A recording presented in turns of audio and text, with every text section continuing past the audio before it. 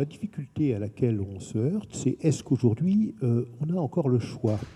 Puisque le système de notre restauration scolaire a été depuis des décennies largement structuré par l'agroalimentaire. Et on voit à travers les expériences qui ont été menées, je pense à nos collègues du Coquelicot, hein, à nos collègues du Ciburesque et les nôtres, qu'on est dans cette démarche de recherche d'une alimentation plus saine et plus respectueuse de l'environnement. Il y a une vraie attente de la société pour du bio en restauration scolaire par les parents d'élèves, mais aussi au niveau des élus, des collectivités et au niveau aussi des agriculteurs pour vraiment recréer du lien avec le consommateur sur le territoire. Donc aujourd'hui, c'est important d'informer le grand public sur ce qui se fait, ce qui est possible à l'échelle de l'Île-de-France. Donc les producteurs bio se sont structurés aujourd'hui pour approvisionner au sein d'une coopérative qui s'appelle la coopérative de l'Île-de-France. Donc nous, au niveau du GAB Île-de-France, on accompagne les collectivités à mettre en place ces projets qui sont très transversaux, qui vont aussi jusqu'à la formation des équipes de cuisine,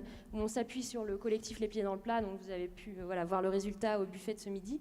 C'est un schéma différent que l'on met en place avec l'agriculture biologique en Île-de-France pour ne pas retomber dans les travers du conventionnel. Et c'est vrai que ça augmente les difficultés, mais c'est aussi pour être là demain et pour vous proposer des produits adaptés à votre demande et avec tout le sens en fait du territoire et un lien au territoire. Parce qu'il faut quand même savoir que dans nos établissements, on a tellement des cahiers des charges qui sont suivis, structurés par la DDPP, vous savez, la Direction départementale protection à la population, anciennement les services vétérinaires, qui sont très rigoureux. Il faut que vos produits ils arrivent à une température inférieure à 3 degrés, sinon les enfants vont tous mourir. Eh ben, l'agriculteur, lui, ne sait pas qu'il faut que ça arrive à 2,9 degrés. Et des fois, vous avez un produit qui arrive à 8 degrés où, lui, ça ne le choque pas. Mais vous ne pouvez pas l'accepter. Donc là, vous êtes bien en difficulté.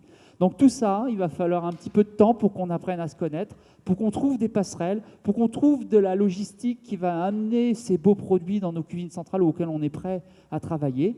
Et je crois qu'on a fait la démonstration qu'on pouvait essayer de changer ce qu'on met dans l'assiette si culturellement on avançait sur d'autres produits, la maîtrise des cuissons, la maîtrise des assaisonnements et revenir aux fondamentaux du métier.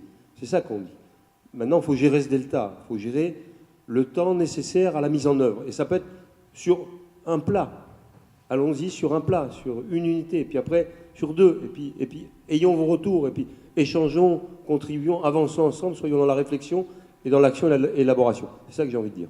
Ce matin, j'étais abasourdie d'apprendre qu'il y a une loi qui oblige à manger 16 repas sur 20 de la viande. Ça m'a choquée, ça. Je ne comprends pas, je ne savais même pas. Et plutôt que faire des amendements, il faut déjà carrément enlever cette loi en premier lieu. Et puis ensuite, on pourra manger mieux, de meilleure qualité. On en parle assez peu, mais le prix du ticket de caisse n'englobe pas les coûts cachés.